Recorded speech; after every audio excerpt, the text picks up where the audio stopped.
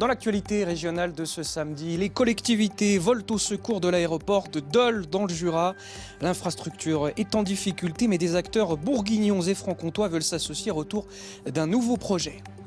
Dans l'actualité en Franche-Comté, nous allons aussi dans le Jura où les collectivités bourguignonnes et franc-comtoises, et c'est une première, s'associent pour la sauvegarde et le développement de l'aéroport de Dole. Avec 125 000 passagers en 2023, il reste à ce jour la seule infrastructure à proposer des voyages et des vols commerciaux dans la région. Les explications de Norbert Evangelista avec Hugues Perret. Ces élus clés de la région ont répondu à l'appel du président du département du Jura, avec comme première intention réaffirmer la nécessité pour le territoire de posséder un aéroport commercial.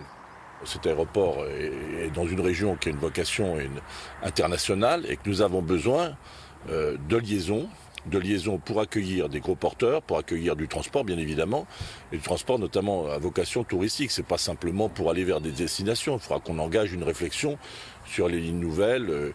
On est une grande destination régionale et nous sommes la seule région qui n'a pas d'aéroport.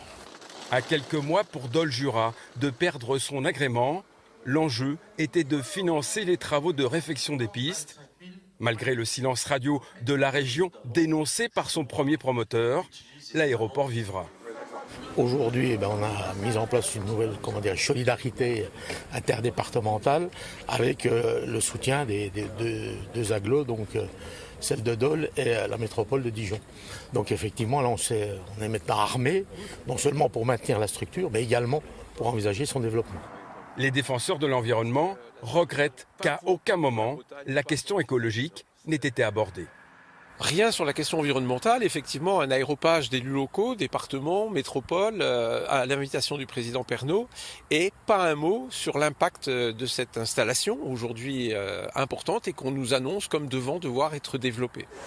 Les modalités du partenariat restent à définir, et notamment l'argent à mettre sur la table. 7 millions minimum de travaux, plus les frais de fonctionnement à partager, 3 millions minimum par an, et de ce point de vue-là, tout reste à faire.